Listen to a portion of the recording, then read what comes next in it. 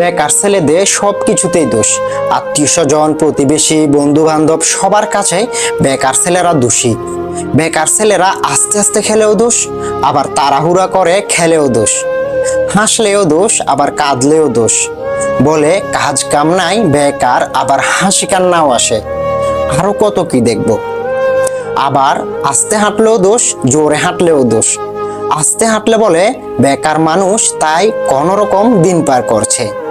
আবার জোরে হাঁটলে বলে বেকার মানুষের এদিক সেদিক দৌড়াদৌড়ি ছাড়া আর কাজ কি।